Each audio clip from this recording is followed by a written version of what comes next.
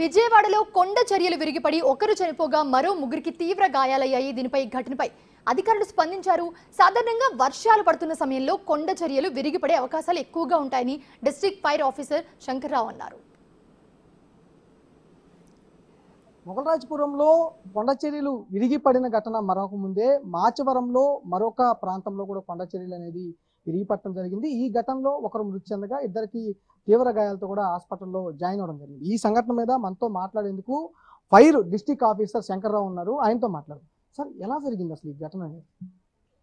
ఇప్పుడు మనకి గత 10 రోజుల నుంచి కూడా నగరంలో వర్షాలు అవి పడుతున్నాయి కాబట్టి దానివల్ల కూడా కొండ చర్యల్లో కొంచెం బలహీనపడి ఆ మధ్యలో ఉన్న ఆ మట్టి గ్యాప్స్ బాగా క్లియర్ అయ్యి దానివల్ల ప్రమాదం జరిగింది. ఇది కాబట్టి ఈ సందర్భంగా ఈ కొండ చర్యలు దగ్గరగా నివసించిన ప్రజలకి మరి ప్రభుత్వ పరంగా విజ్ఞప్తి చేసేది ఏంటంటే, ఆ ప్రదేశంలో మీరు ఏమాత్రం అనుమానం ఉన్న అక్కడి నుంచి కూడా ఈ వర్షాకాలం వరకు వెళ్ళిపోవడం, తర్వాత అదేవిధంగా శాశ్వతంగా కూడా ఏర్పాట్లు చేసుకుంటే విలువైన ప్రాణాలను మనం రక్షించగలం. అంటే కొండ ప్రాంతాలు ఎప్పుడు వర్షాకాలం వచ్చినా విరిగిపడటం ఎక్కువగా జరిగిపోతా ఉన్నాయి సార్. కానీ నివాసాలు అనేవి మరింత ఎక్కువగా కూడా నిర్మాణాలు జరుగుతూ ఉన్నాయి. దీనికి పర్మనెంట్ సొల్యూషన్ ఏముంటుంది సార్? అంటే ఇప్పుడు ప్రమాద తీవ్రతను తెలిసినప్పుడు ప్రజలు కూడా ఏం చేయాలి, ప్రభుత్వ శాఖల పరంగా మున్సిపల్ కార్పొరేషన్ కానీ, పోలీసు వారు కానీ, ఫైర్ కానీ, మిగతా వాళ్ళందరూ కూడా వాళ్ళ పరంగా ముందు అందరికీ తెలియపరచడం జరిగింది. కాబట్టి ప్రజలు కూడా వాళ్ళు జాగ్రత్తలు తీసుకుంటే ఏ విధమైన ప్రమాదాలు, ప్రాణ నష్టం జరగకుండా మనం చూడవచ్చు. ఇప్పుడు జరిగిన ఘటన కానీ ఇప్పుడు తీసుకుంటే మరికొంత డ్యామేజ్ జరిగే అవకాశం ఉంది, మరికొంత విరిగిపడే అవకాశం ఉంది.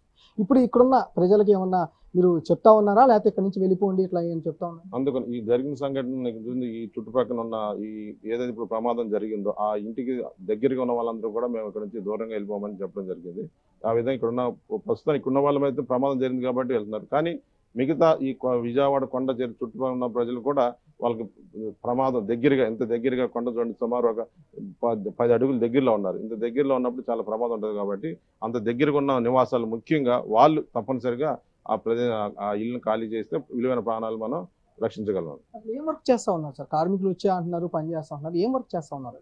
అంటే ఈ వర్షాలు ఈ మధ్యన పడటం వల్ల కొండ చర్యల నుంచి పైనుంచి ఆ చెత్త అంతా పడటం వల్ల ఆ ఇంటికి గోడగా ఆనుకోవడం వల్ల దాన్ని తొలగించడానికి ఆయన హౌస్ ఓనర్ వర్కర్స్ తీసుకొచ్చి వాడిని క్లీన్ చేయించడం చేసింది. ఆ క్లీన్ చేస్తున్నప్పుడు వాళ్ళు ఈ ప్రమాదానికి గురయ్యారు. ఎక్కడెక్కడ ఉన్నారు సార్? అవును, చనిపోయారు, ఒకరు చనిపోయి అంటున్నారు, ఇద్దరు గాయాలు అంటున్నారు. ఎక్కడ జాయిన్ చేశారు సార్ వాళ్ళిద్దరిని? అంటే మేము వచ్చే టయానికి ఇప్పుడు ఒకరు చనిపోయారని చేసింది, 3 గాయాలంది. వీళ్ళు ప్రభుత్వ హాస్పిటల్కి తరలించడం జరిగింది.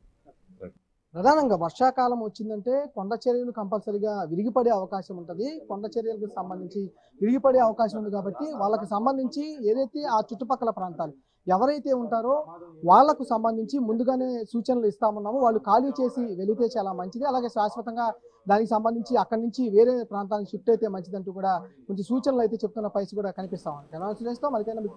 విజయవాడ.